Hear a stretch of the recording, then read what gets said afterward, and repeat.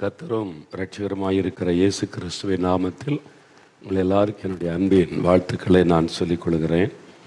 இந்த நாளில் உங்களோடு கூட இணைந்து ஜெபிப்பதும் தேவனுடைய வார்த்தையை உங்களோடு பகிர்ந்து கொள்வதும் எனக்கு அதிக சந்தோஷம்.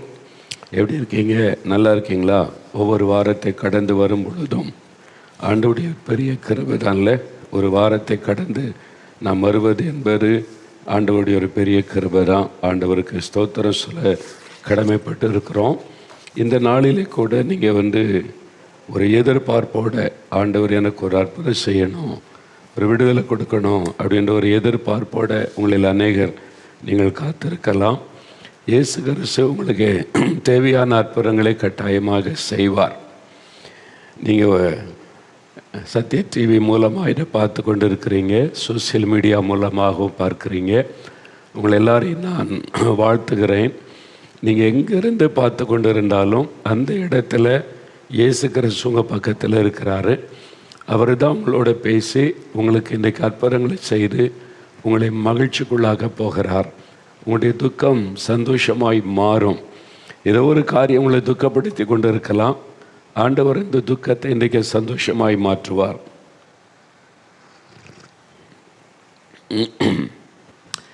சில நினைக்கலாம், என்ன சோமலாம் ஆயிட்டா அப்படின்னு சொல்லி.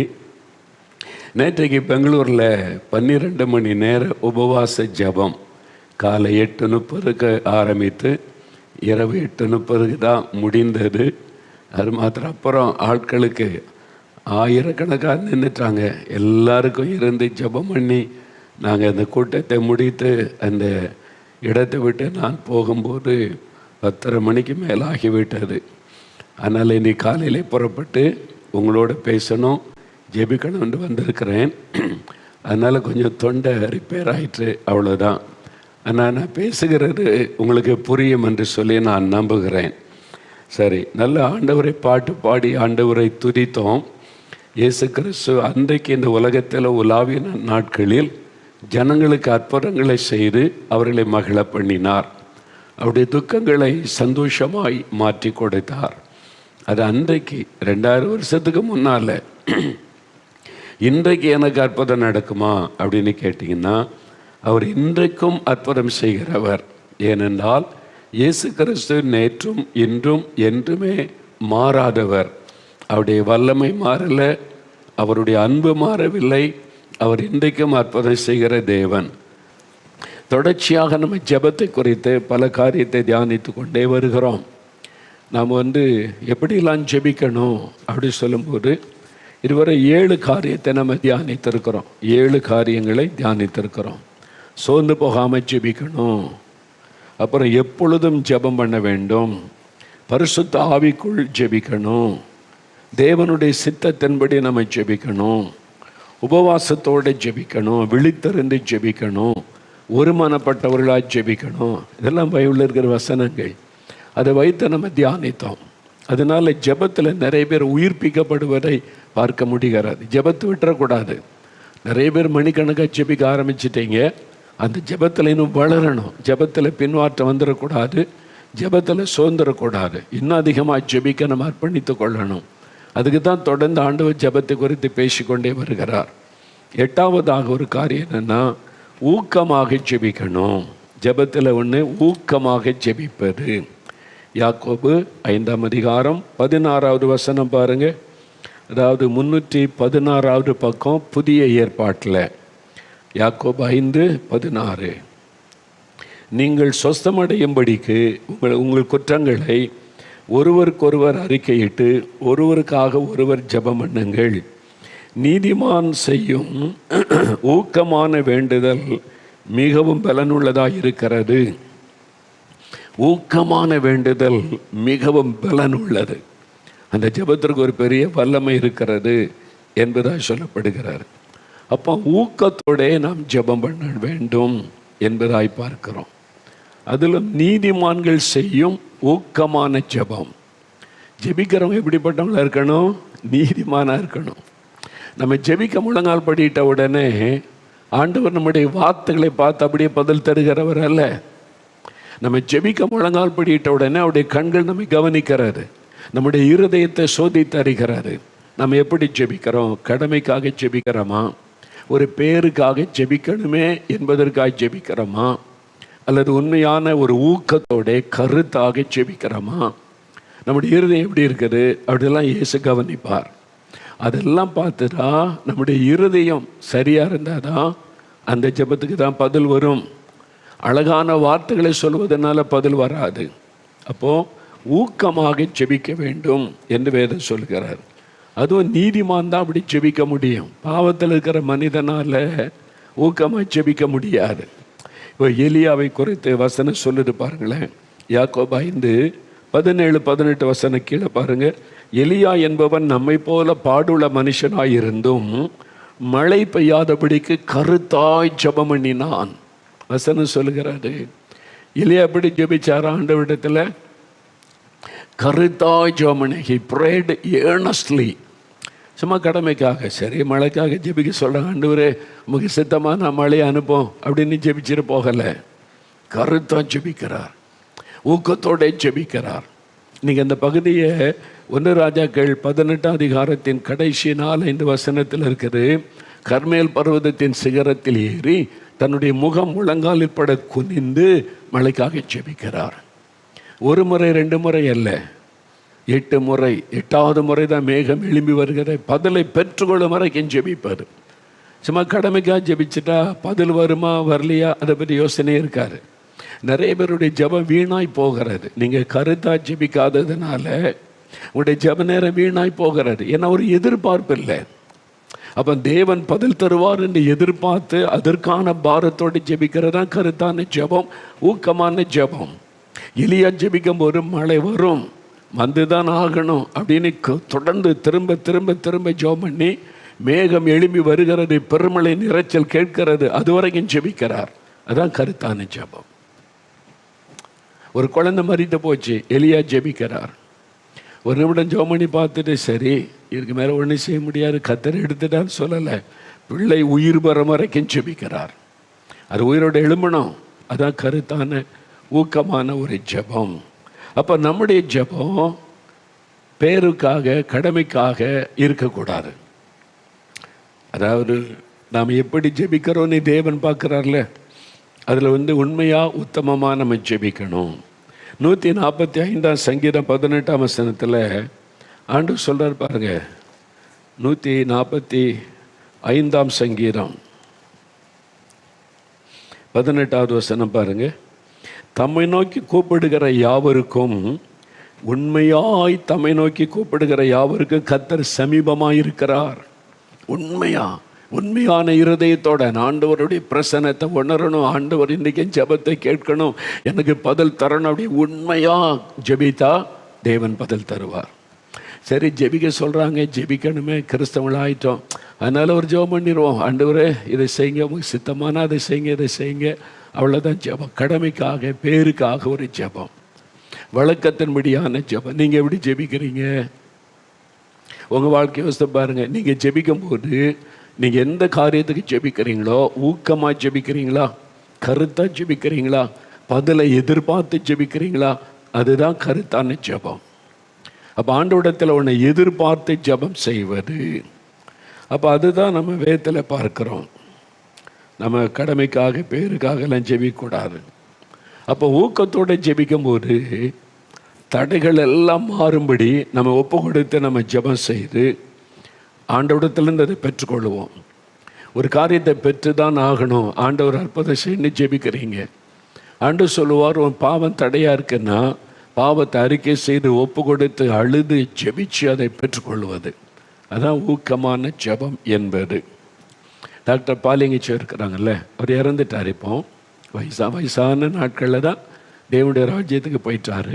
ஊழியத்தை வெற்றியோடு முடிச்சு அவர் இருந்த நாட்களில் நடந்த ஒரு அற்புதத்தை அவர் சொன்னார். அவருடைய புஸ்தகத்திலும் அது இருக்கிறது. அவருடைய வாலிப மகன் ஸ்கூலில் படிச்சிருந்த பையன் ஸ்கூலில் பிக்னிக் போனப்போ ஃபுட் பாய்சனில் இறந்துட்டார். அதில் கொஞ்சம் பிள்ளைகள் இறந்துட்டாங்க. அதில் பாலிங்கச்சு பையனும் ஒருவன், டீனேஜ் பாய், ஸ்கூலில் படிக்கிற பையன், பாய்சன் ஆகி உடம்பெல்லாம் முழுவாயிட்டு அவன் இறந்துட்டானே டாக்டர் சொல்லி வீட்டுக்கு கொண்டு வந்துட்டாங்க. பாலிங்கச்சோடைய ஒய்ஃப் அவசரமாக கணவருக்கு ஃபோன் பண்ணுறான், எங்கே இருக்கீங்க? ஆஃபீஸில் இருக்கேன், சர்ச்சில் இருக்கிறேன், வாங்க, பையன் இறந்துட்டான். அவர் ஓடி வந்தார். அவர் வந்து பார்த்தா பையன் மரித்து கிடக்கிறான், உடம்பெல்லாம் ப்ளூ கலர் ஆயிட்டு. அவருக்கு தெரிஞ்சிட்டு இனி எந்த ஆஸ்பத்திரி கொண்டு போய் காப்பாற்ற முடியாது. மனைவி சொல்கிறாங்க, பெரிய டாக்டர் இருக்காங்கல்ல, பெரிய ஆஸ்பத்திரி போகலாம், தூக்குங்க, கொண்டு போங்க, என் பையனை காப்பாற்றி கொடுங்கன்றாங்க. அது தாய் பாசம். பையன் இறந்துட்டான். இனி டாக்டர் சில ஒன்றும் பண்ண முடியாதுன்னு பாலியங்கச்சோக்கு தெரிந்து விட்டார். அவர் என்ன பண்ண, தண்டி பெட்ரூமில் கொண்டு போய் படுக்கையில் வச்சுட்டு கதவை மூடி ஜெபிக்க ஆரம்பித்தார். கதவை மூடி என்ன எல்லாம் அழுகிறாங்க, மனைவி அழுகிறாங்க, அப்புறம் அவருடைய அசிஸ்டன்ட் பாஸ்டர்ஸ் வந்துட்டாங்க, சபை எல்டர்ஸ் வந்துட்டாங்க, எல்லாரும் அழுகிறாங்க. அப்போ ஒரு மனமாக கருத்தாக ஜெபிக்க முடியாது, எண்ணெய் செதறிடும், குழப்பம் வந்துடும். அப்போ அந்த ஜெபத்துக்கு பதில் வராது. அதனால் என்ன பண்ணினா, தன்னை தனிமைப்படுத்தி கொண்டு தனியாக தன்னுடைய மகனை வச்சுட்டு முழங்கால் படிக்கிட்டு முதல்ல அவர் சொல்லுகிறார், தன்னுடைய பாவத்தை அறிக்கை செய்து ஜெபிச்சாராம். ஆண்டவரே, என்கிட்ட இருக்கிற குறைகளை மன்னியும், ஜெப குறைவை மன்னியும், என் வாழ்க்கையில் இருக்கிற சில குறைகள் ஆண்டவரே அதெல்லாம் எனக்கு மன்னிங்கன்னு தன்னை ஒப்பு கொடுத்து ஜெபம் பண்ணி தடைகளை எல்லாம் அப்படியே மாற்றி, என் பையனுக்கு அற்புதம் நடக்கணும், அவன் எனக்கு வேணும், அவன் திரும்ப வரணும், அவனை திரும்ப தாங்க அப்படின்னு சொல்லி மரித்து போன மகன் திரும்ப வரணும்னு ஊக்கத்தோடு ஜெபம் பண்ணினார். சும்மா பேருக்காக சித்தமானா தாங்க, இல்லை நம்முடைய சித்த ஆண்டவர் அப்படிலாம் இல்லை, வேணும், என் மகன் எனக்கு வேணும், நீர் அவனை திரும்ப தரணும் அப்படின்னு ஊக்கத்தோட ஜெபம் பண்ணினார். ஜெபம் பண்ணியிருக்காரு, விடாமல் ஜெபிக்கிறார் சில மணி நேரம். திடீரென்று மரித்து போன மகன் உயிர் பெற்று எழும்பினான். அவன் எழும்பின உடனே அவருக்கு எப்படி இருக்கு யோசித்து பாருங்க, அப்படியே ஆண்டவரை துதிக்க ஆரம்பித்தார். மரித்து போன பையனை திரும்பி தந்துட்டீங்களா ஆண்டவரே, உமக்கு நன்றி. ஊக்கத்தோட ஜெபம் பண்ணினார், இல்லை கருத்தாக ஜெபம் பண்ணினார். மகன் எழும்பணும்னு சொல்லி, ஆண்டவர் தரணும்னு சொல்லி. அவன் சொன்னாப்பா, நீ என்ன நடந்துச்சு மகனே அப்படின்னு கேட்டா, நான் என்னை தேவதூதர் பரலோகத்துக்கு கூட்டு போயிட்டாங்க, அங்கே போனால் ரொம்ப அழகாக இருக்குது, நிறைய தேவதூதர்கள் இருக்கிறாங்க, பார்க்கவே ரொம்ப அழகாக சந்தோஷமாக இருந்தது, அழகழகான இடங்கள். அப்போ இயேசு கிறிஸ்து அங்கே வந்தாங்க, என் பக்கத்தில் வந்தாங்க. என் பக்கத்தில் சொன்னாங்க, மகனே நீ திரும்பி பூமிக்கு போ, நீ பிறகு இன்னும் வயதான பிறகு பரலோகத்துக்கு வரலாம், இப்போ நீ திரும்பி போன்னு சொன்னாங்க. நான் சொன்னேன், போக முடியாது, நான் இங்கே தான் இருப்பேன், இங்கே தான் சந்தோஷமாக இருக்குது, இவ்வளோ அழகாக இருக்குது, இந்த இடத்த விட்டு நான் போக மாட்டேன்னு சொன்னேன். அப்போ இயேசு கிறிஸ்து சொன்னாங்க, உங்கள் அப்பா முழங்கால் போட்டுட்டாங்க, அறைக்குள்ளே முழங்கால் போட்டு உங்கள் அப்பா ஜெபிக்க ஆரம்பிச்சிட்டான், நீ போகாட்டா என்ன அவன் விட மாட்டான். ஏன்னா அவனுடைய ஜெபம் அப்படிப்பட்டது, அவன் ஊக்கமாக போராடி ஜெபிக்க ஆரம்பிச்சிட்டான். நீ போனாதான் நான் நிம்மதியாக இருக்க முடியும், இல்லாட்டா அவ்வளோதான். நீ போகாமல் என்ன அவன் விட மாட்டான், நீ வா, நானே கூட்டிகிட்டு போகிறேன்னு சொல்லி இயேசுவை கூட்டிகிட்டு வந்தாரான். அந்த பையன் சொல்ல கொண்டு விட்ட உடனே உயிர் வந்து விட்டார். சொல்கிறான், நான் அவங்க அப்பா கிட்ட, டேடி பாருங்கள் ஏசப்பா அங்கே தான் நிற்கிறாங்க, என்னை விட்டுட்டு போகிறக்கு நிற்கிறாங்க, அவங்களுக்கு தேங்க்ஸ் சொல்லுங்கள் அப்படின்றான்.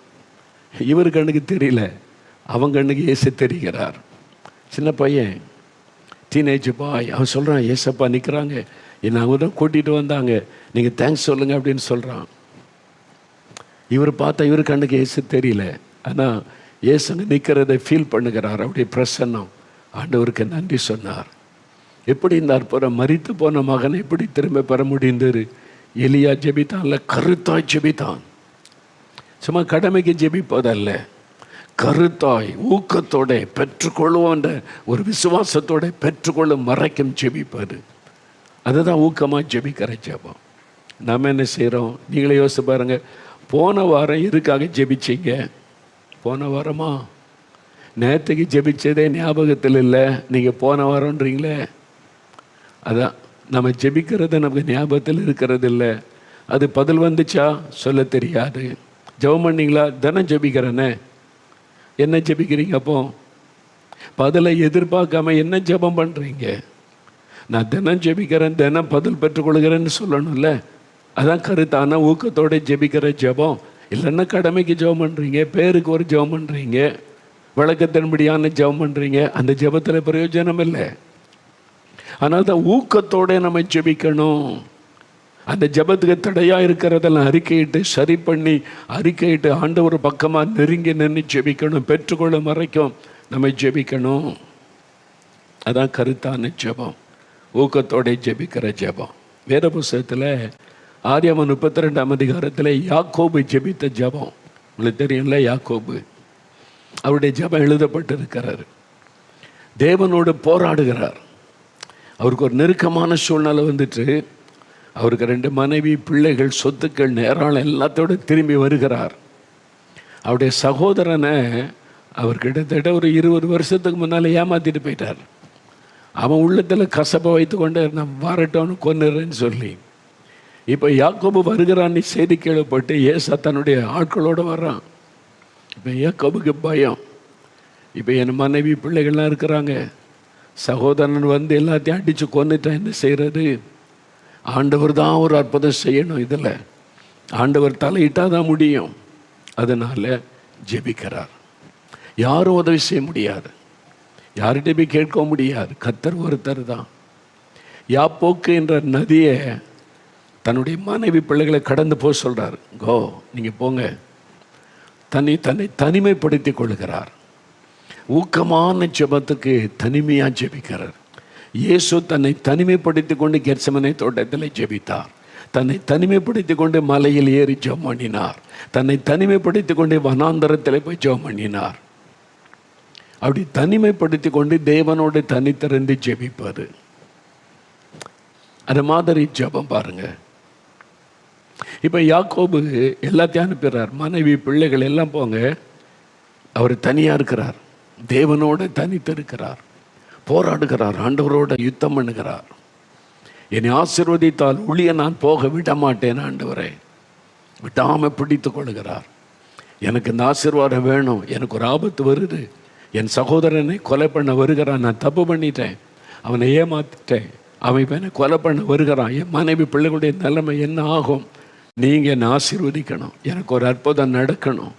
கருத்தாக ஜெபிக்கிறார். தன்னை தனிமைப்படுத்தி கொண்டு தேவனோடு போராடி அவர் ஜெபிக்கிறார். விடிந்து வருகிறது. ஆண்டவர் சொல்றார், யாக்கோபு என்னை விட்டு விடு, நான் போகட்டும், பொழுது விடுகிறது. அதெல்லாம் விட மாட்டேன், என்னை ஆசீர்வதித்தால் ஒளியவங்க போக விட மாட்டேன், எனக்கு பதில் சொல்லுங்க. அதான் ஊக்கமாக ஜெபிக்கிற ஜெபம், கருத்தாக ஜெபிக்கிற ஜெபம். ஆண்டவர் பதில் கொடுத்தார், அவனை தொட்டார், அங்கே அவனை ஆசீர்வதித்தார். ஏசா வந்து பார்த்தா கட்டி பிடித்து அழுகிறான். யாக்கோபை கட்டிப்பிடித்து அழுதான் என்று பார்க்கிறோம். கொலை பண்ணிடுவான்னு வந்தவன் அவருடைய இருதயத்தை அப்படி ஆண்டவர் மாற்றுகிறார். ஒரு அற்புதம் நடக்கிறது. உங்களுக்காக சூழ்நிலைகளை மாற்றுவார், மனிதனுடைய இருதயத்தை மாற்றுவார், தடைகளை மாற்றுவார், உங்களுக்கான ஒரு அற்புதத்தை செய்வார். ஆனால் நீங்கள் ஊக்கமாக ஜெபிக்கணும். சும்மா கடமைக்கு ஒரு ஜெபம் பண்ணிடுவோமே, ஓகே நம்ம எல்லாம் கிறிஸ்தவர்கள் எல்லாத்துக்கும் ஜெபிக்கணும் ஆண்டு சொல்லி காமிவில் ப்ரே அப்படின்னு ஒரு சின்ன உப்பு செப்பு எல்லாத்தையும் ஜெபம் பண்ணிட்டு போகிறது. நிறைய பேருக்கு இந்த ஜெபம் கடமையாக மாறிவிட்டது. கருத்தான ஜெபம் இல்லை, பேருக்காக ஒரு ஜெபம். அப்போ நீங்கள் பண்ணுற ஜெபத்துக்கு ஆண்டவர் பதில் கொடுத்ததை நீங்கள் பார்க்கணும். அதற்கு நம்ம என்னென்ன காரியம் ஜெபிக்கிறோன்னு எழுதி வைக்கணும்ல. நான் எல்லாமே எழுதுகிறேன். இங்கே வந்து ஜெபம் நடத்தும் போது இன்றைக்கி என்னென்ன காரியத்துக்கு ஜெபித்தோம், போன வாரம் என்னென்ன காரியத்துக்கு ஜெபித்தோம், இந்த டைரியில் எல்லாமே இருக்கும். என்ன தேதியில் அது மாதிரி என்ன பாட்டு பாடினோம், என்னென்ன காரியத்துக்கு ஜெபித்தோம், எல்லாமே இதில் இருக்கும். அப்போது இது பார்க்கும்போது ஒரு எதிர்பார்ப்பு, இதுக்கு ஜெபிச்சோமே, ஆண்டவர் என்ன செய்திருக்கிறார், நம்ம நியூசிலாந்துக்கு ஜெபிச்சோமே, அங்கே என்ன நடக்குது, ஆஸ்திரேலியாவுக்கு ஜெபிச்சோமே, கத்துறாங்க என்ன செய்கிறார், தமிழ்நாட்டுக்காக ஜெபிச்சோமே, இங்கே என்ன நடக்கிறது, அந்த எதிர்பார்ப்பு அப்போ தான் வரும். அப்போ நம்முடைய ஜெபம் கருத்துள்ளதாக மாறும். சும்மா ஜெபம் பண்ணிட்டு போவோம் அப்படின்னு போகக்கூடாது. அதுக்கு தான் நான் சொல்கிறேன், ப்ரேயர் டைரி ஒன்றே மெயின்டைன் பண்ணுங்க. டைரியில் எழுதுங்க என்னென்ன காரியத்துக்கு ஜெபிக்கணும்னு, அதை வச்சுக்க ஜெபம் பண்ணுங்க. தினந்தோறும் அதை சொல்லி சொல்லி ஜெபிக்க ஒரு இங்கே கருத்தாக ஜெபிக்க ஆரம்பிச்சிருவீங்க, எதிர்பார்ப்போடு ஜெபிக்க ஆரம்பிச்சிருவீங்க. எப்போ எனக்கு எதுக்கு பதில் வரும்ன்றது எதிர்பார்ப்பு வந்துடுமா, உங்களுடைய ஜெபம் வித்தியாசமாக மாறிடும். அதான் கருத்தான ஜெபம். யாக்கோபு தனித்திறந்து ஜெபித்தார்ல, அதே மாதிரி தான் லூக்கா 6:12 இயேசு கிறிஸ்து ஒரு மலையின் மீது ஏறி ராத்திரி முழுவதும் தனிமையாக இருந்து ஜெபித்தார். தன்னை செப்பரேட் பண்ணுகிறார், பிரித்து கொள்ளுகிறார். நான் போய் ஜெபிச்சுட்டு வரேன், நீங்கள் அங்கே இருங்க. தனிமையாக போய் பிதாட்ட பேசுகிறார். லூக்கா 5:16 வாசிக்கும் போது இயேசு வனாந்தரத்தில் போய் தனித்து ஜெபம் பண்ணி கொண்டிருந்தார். ஆனால் தான் ஆண்டவர் ஜெபத்தை குறித்து சொல்லும்போது மத்தேயு 6:6 நீங்கள் உங்கள் அறை வீட்டுக்குள்ளே போய் கதவை மூடி பிதாவுக்கு தெரியும்படி ஜெபம் பண்ணுங்கன்னு சொல்லுகிறார். தானியேல் 10:6 வாசிக்கும் போது தானியேலும் தினம் 3 வேளை பலகணிகள் திறந்திருக்க எருசலேமை பார்த்து தன்னுடைய அறைக்குள்ளே ஜெபம் செய்கிறார். அதை நம்ம பார்க்கிறோம். அதனால் நாம் ஜெபிக்கும் போது கருத்தாக ஜெபிக்கணும், எதிர்பார்ப்போடு ஜெபிக்கணும். அது ரொம்ப முக்கியம். அப்போ நீங்கள் என்னென்ன காரியத்துக்கு ஜெபிக்கிறீங்க? கணவர் ரட்சிக்கப்படணும், பிள்ளைகள் ரட்சிக்கப்படணும், பிள்ளைகளுக்கு திருமண காரியம் நடக்கணும், எங்கள் கடன் பிரச்சனை மாறணும், இந்த வழக்குக்கு ஒரு முடிவு வரணும், ஒரு வீடு கட்டணும், என்னுடைய பிஸ்னஸ் ஆசீர்வதிக்கப்படணும், பிள்ளைகளுக்கு நல்ல திருமண வாழ்க்கை அமையணும், குழந்தை செல்வம் வேணும். ஏதோ ஒரு தேவை இருக்குல்ல, அதுக்காக எப்படி ஜெபிக்கிறீங்க? கருத்தாக ஜெபிக்கணும், ஊக்கத்தோட ஜெபிக்கணும்.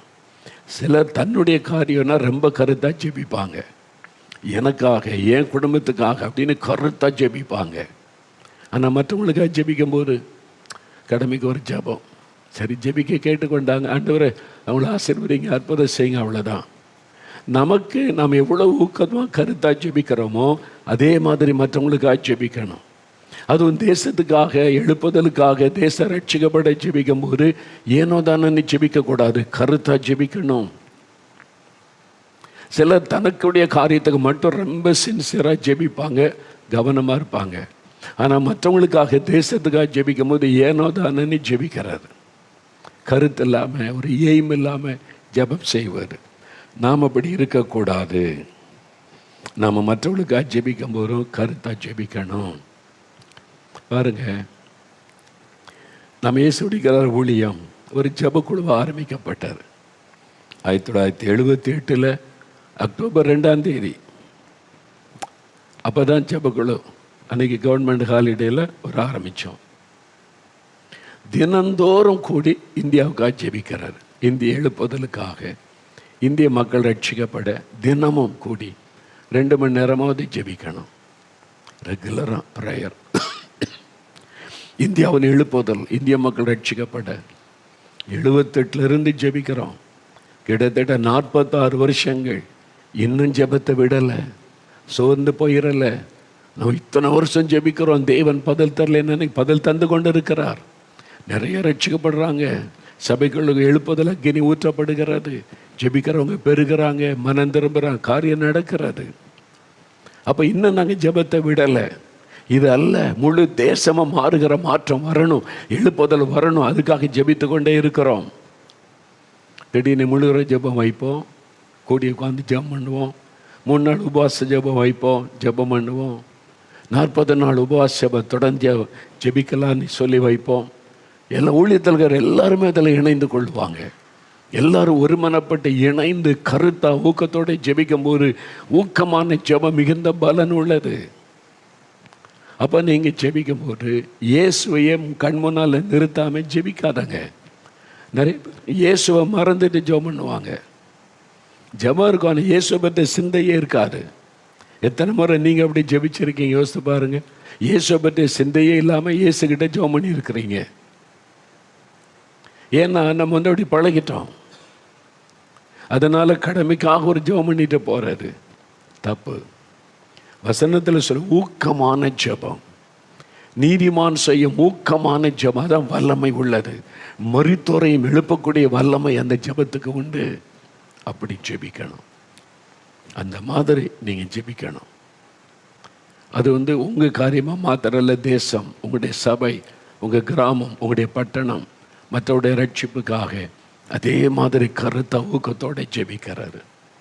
அந்த ஜெபத்துக்கு ரொம்ப வல்லமை உண்டு. உடனே ஆண்டவர் பதில் கொடுக்கிறதை நீங்கள் பார்க்க முடியும், மாற்றம் வருவதை நீங்கள் பார்க்க முடியும். ஆமாம், நான் இருந்த சபையில் முன்னால், இப்போ நான் நியூ லைஃப் சிஎஸ்ஐ சபை அங்கே தான் போகிறேன். அந்த நாள் ஆரம்ப காலத்துலேருந்து சபையில் தான் இருக்கிறேன். ஏன்னு சொன்னால் எனக்கு அப்போ நான் இந்துவாக இருக்கும்போது சபை பிரிவு இதெல்லாம் தெரியாது. அந்த நாள் சென்னையில் இருக்கிற சிஎஸ்ஐ சபைக்கு போயிருந்த ஒரு அண்ணன் வந்து ஜெபிக்கும் போது எனக்கு அற்புதம் நடந்தது. அப்போ அவங்க போன சபை அது, அவங்களோட நான் அந்த சபைக்கு போனேன், ஆராதனையில் பங்கு பெற்றேன். அதிலிருந்து அப்படியே தான் நான் இருக்கிறேன் நான். அப்போ அந்த சபை எனக்குள்ள சபை இருக்கிறாங்க.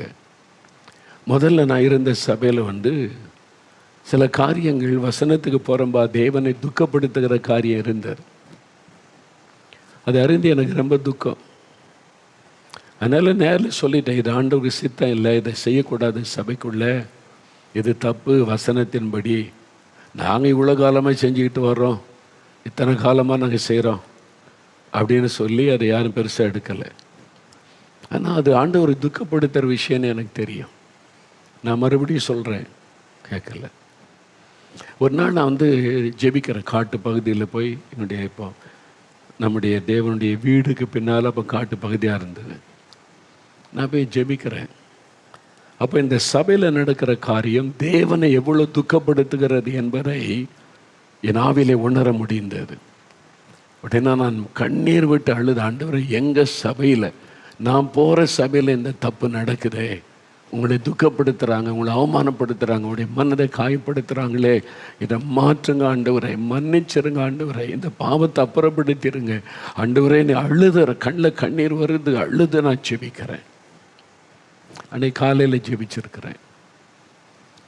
மாலையில் அந்த சபையில் கமிட்டி மீட்டிங், அதில் ஒருத்தர் சொல்லியிருக்காங்க, என்ன ஊழியக்காரர் வர்றது சொல்லிக்கிட்டே இருக்க, தப்பு இது வேண்டான்றாரு, நம்ம ஒரு முடிவெடுப்போம். அதனால இதுவரை செஞ்சுக்கிட்டே வந்தோம், இப்போ இது வசனத்தின்படி தப்பு, கர்த்தருக்கு பிரியமில்லான்னு ஒரு ஊழியக்காரர் சொல்கிறாங்க, நம்ம அதை நிறுத்திடக்கூடாது, ஓகே சேஞ்ச் பண்ணிடுவோம். காலையில் அழுது ஜெபிச்ச, மாலையில் சேஞ்ச், அற்புதம் நடந்துட்டு. அதான் ஊக்கத்தோடு ஜெபிக்கிற ஜெபத்திற்கு பதில், உடனே அற்புதம் நடக்கும். ஆமாம், எனக்கு தெரிந்த ஒரு ஊழியக்காரர், அப்படி மகளுக்கு திருமணமாகி சில வருஷமாக குழந்தை இல்லை. பார்க்கும்போதெல்லாம் ஜெபம் பண்ணுவோம், அப்போ ஜெபம் பண்ணுவோம், ஆண்டவரே ஒரு குழந்தை கொடுத்து ஆசீர்வதிங்க. அது ஜென்ரலாக வழக்கமாக ஜெபிக்கிற ஜெபம். ஒரு நாள் தெய்வ சமூகத்தில் போய் காத்திருந்து ஜெபிக்கும்போது ஆவியானவர் ஞாபகப்படுத்தினார். அப்போ பாவம் அந்த மகளுக்காக ஜெபிக்கணும்னு, ஆண்டவரே ஊழியக்காரருடைய மகள், அவளுக்கு ஒரு குழந்தை கொடுத்து நீங்கள் ஆசீர்வதிக்கணும்னு ஜெபிக்கும் போது ஒரு பாரம் உள்ளத்தில் வந்து கருத்தா, நீங்கள் செஞ்சு தான் ஆகணும், குழந்தையை கொடுத்து தான் ஆகணும், அற்புதம் செய்து தான் ஆகணும்னு எனக்கு வித்தியாசம் தெரியுது. மற்ற நாள் ஜெபித்ததற்கும் இந்த நாள் ஜெபிக்கிறதற்கும் ரொம்ப ஊக்கமாக ஜெபிக்கிறேன், உள்ள முடைந்து கண்ணில் கண்ணீரோடு நான் ஜெபிக்கிறேன். ஜெபம் பண்ணி சில மாதத்தில் நியூஸ் வருகிறது, கர்த்தர் அந்த மகளுடைய கர்ப்பத்தை ஆசீர்வதித்து விட்டார். அப்போ அந்த ஜெபம் கேட்கப்படுது. நீங்கள் ஜெபிக்கும் போது எப்படி ஜெபிக்கிறீங்க? நிறைய காரியம் நான் வழக்கத்தின்படி ஜெபிச்சு அந்த ஜெபத்தில் உப்புச்சப்பு இல்லாத, அதை வல்லமை இல்லாத ஜெபம் ஆயிற்று. நிறைய ஜெபம் நீங்களே யோசித்து பாருங்க, எதுக்காக ஜெபிச்சோம், அதுக்கு பதில் வந்துச்சா, அந்த ஜெபம் கருத்தான ஜெபமா, யோசித்து பாருங்க. நிறைய தப்பு பண்ணுகிறோம், இனிமே அப்படி இருக்கக்கூடாது. சின்ன உதாரணம், சாப்பிட உட்கார்ந்தா கண்ணை மூடி சாப்பாட்டை ப்ளஸ் பண்ணி ஜெபிச்சு சாப்பிடணும்னு நமக்கு சொல்லி கொடுத்துட்டாங்க, பழகிட்டோம். ஒரு ஹோட்டல்லையோ ஒரு வீட்லையோ சாப்பிட உட்காரும்போது கண்ணை மூடி அந்த ஆகாரத்துக்காக ஜெபிக்கிறீங்க. இயேசுவை கண் முன்னால் நிறுத்தி ஜெபிக்கிறீங்களா? யோசித்து பாருங்க. நிறைய சமயத்தில் ஜெபம் இருக்கும், இயேசு இருக்க மாட்டார். வழக்கத்தின்படி ஒரு வார்த்தை சொல்லி ஜெபிச்சுறாண்டு, இந்த ஆகாரத்தை ஆசீர்வதியும், நீர் பரிசுத்தப்படுத்தார், அவ்வளோதான். அங்கே இயேசு மனதிலே வரமாட்டார். இயேசு இல்லாமல் என்ன ஜெபம்? அதான் கடமைக்கான ஜெபம், வழக்கத்தின்படி ஜெபம். அந்த ஜெபத்தில் கருத்து இல்லை, அந்த ஜெபத்தில் ஊக்கம் இல்லை. அப்போ ஆண்டவரை கண் முன்னால் நிறுத்தி அவரை பார்த்து ஜெபிக்கிறது, ஒரு நிமிட ஜெபமாக இருந்தாலும் சரி, அரை நிமிட ஜெபமாக இருந்தாலும் சரி, இயேசுவே எங்கள் மத்தியில் இருக்கிறீர், இந்த ஜெபத்தை கவனிக்கிறீர், இந்த ஆகாரத்தை எங்களுக்கு ஆசீர்வதித்து பரிசுத்தப்படுத்தி தாரும் இயேசுவின் நாமத்தில்.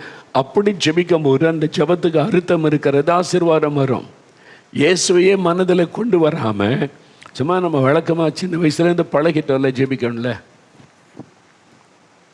ஆமாம், எந்த ஊழியக்காரனை பார்த்தாலும் பிள்ளைகளுக்கு ஒரு ஜெபம் பண்ணிடணும். தப்பான பழக்கம் நல்ல பழக்கம்தான். ஆனால் அப்படி பழகி பழகி பழகி அந்த பிள்ளைகள் கூட ஊழியக்காரனை பார்த்தவொன்னே ஓடி போய் நிற்கும் ஜெபம் பண்ணுங்க. எதுக்கு ஜெபிக்கணும்னு தெரியாது, ஏதாவது காரியம் இருக்குதா ஜெபிக்க தெரியாது. வழக்கத்தின்படியான ஒரு ஜெபம், அவ்வளோதான். நான் அடிக்கடி சொல்லியிருக்கேன்ல, சிலர் பஸ் ஸ்டாண்டில், ரயில்வே ஸ்டேஷனில், ஏர்போர்ட்டில், ஒரு கடைக்கு போகிற இடத்துல பார்த்தா நம்மளை பார்த்தா ஓடி வந்து சந்தோஷமாக பேசுவாங்க. உடனே ஒரு ஜெபம் பண்ணிருங்க பிரதர்ம்பாங்க. அவங்க பேசுவாங்க, ஃபோட்டோ எடுப்பாங்க, அதெல்லாம் ஓகே. ஆனால் ஊழியக்காரனை பார்த்தா உடனே ஜெபிச்சுக்கணும். அது சின்ன வயசுலேருந்தே நம்மளோட ரத்தத்தில் ஊர்னது பழகிட்டோம். ஃபாரின்லாம் போனால் அப்படி அந்த மக்களை அப்படி பார்க்க முடியாது. தேவைன்னா அந்த ஊழியக்காரன்ட்டு ஜெபிச்சு கொள்வாங்க. பெரிய சபை ஆராதனைகள்லாம் போயிருந்த பாஸ்ட் அனௌன்ஸ் பண்ணார், if you anybody need prayer help come forward, I will pray அப்படின்றார். நான் கவனிச்சுக்கிறேன், பிரபலமான ஊழியர் தான். மொத்தத்தில் 2 பேர் வந்தாங்க, வந்து நின்று அவன்கிட்ட சொல்லி அவன்கிட்ட போ. மற்றவங்கெல்லாம் பிரசங்கத்தை கேட்டாங்க, ஜெபிச்சாங்க, போய்கிட்டே இருக்கிறாங்க. நம்ம நாட்டில் அப்படி இல்லை. ஊழியக்காரனை பார்த்தா ஓடி வந்து தலையை நீட்டிடணும். எதுக்கு ஜெபிக்கணும்னு கேட்டால் சொல்ல தெரியாது. இருக்கு யோசிப்பாங்க, சும்மா ஜெபம் பண்ணிருங்க பிரதர்மா. சும்மா அப்படின்னா என்னது? இதான் அர்த்தம் இல்லாமல் நம்ம ஜெபிக்கிறது. இதெல்லாம் மாறணும்.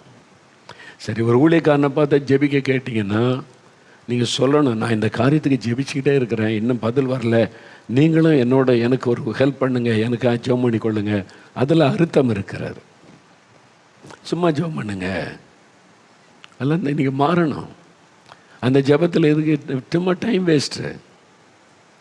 அப்போ உங்களுக்கு தெரியணும், இந்த காரியம் இதுக்காக ஒரு ஜெபம் பண்ணுங்க, நான் ஆண்டவரிடத்தில் இந்த அற்புதத்தை எதிர்பார்க்குறேன், ஒரு ஜெபம் பண்ணுங்க. என் பிள்ளைக்கு ஞானம் வேணும், படிப்பில் இதில் குறைவாக இருக்குது, சரீரத்தில் ஒரு வியாதி வருது, அதை நீங்கள் ஜெபம் பண்ணுங்க. ஒரு ஜெபத்தில் ஒரு கருத்து இருக்கணும்ல, காரியம் இருக்கணும். ஆண்டவர் கேட்குறார், தாவீதின் குமாரனே எனக்கு இறங்குன்றான். இயேசு கூப்பிட்டு, உனக்கு என்ன வேணும்? என்னை கூப்பிட்டல்ல, உனக்கு என்ன வேணும் கேட்குறார். எனக்கு என்ன வேணும் உங்களுக்கு தெரியாத ஆண்டவரே அப்படியே சொன்னால், நான் பார்வை அடையணும், அது கேளு. அதான் கருத்தான ஜெபம். சும்மா கூப்பிட்டேன், உங்களுக்கு கூப்பிட்டு அற்புதம் நடக்கும்னு சொன்னாங்க, கூப்பிட்டேன், எனக்கு ஏதாவது அற்புதம் செய்யுங்க. அவர்கிட்ட உனக்கு என்ன வேணும் நீ கேளு, உனக்கு என்ன வேணும். அப்போ நம்முடைய ஜெபத்தில் ஒரு கருத்து இருக்கணும், ஒரு ஊக்கம் இருக்கணும். அப்போ ஊக்கத்தோட எஃபெக்டிவாக பெற்றுக்கொள்ளக்கூடிய அந்த விசுவாசத்தோட கருத்தாக ஜெபிக்கணும். அந்த ஜெபந்தான் வல்லமை உள்ளது. இன்றையிலிருந்து நம்முடைய ஜெப நேரத்தில் எப்பவும் இயேசுவை கண்முன்னால் நிறுத்தி ஜெபிக்கணும். நீங்கள் ஒரு தண்ணிக்காக ஜெபிச்சு குடித்தா கூட இயேசு மனதில் நிற்கணும். அவர் என் நினைவுகளை கவனிக்கிறார். இயேசுவே உமக்கு ஸ்தோத்திரம், இந்த தண்ணிக்காக இது எனக்கு ஆசீர்வதித்து கொடும். அப்போ அவர் உங்கள் முன்னால் இருக்கிறது நீங்கள் ஃபீல் பண்ணுவீங்க. அப்படி பேசி பழக. சும்மா கடமைக்கு உதட்டில் ஜெபம் பண்ணிட்டு டைம் வேஸ்ட் பண்ணாதங்க.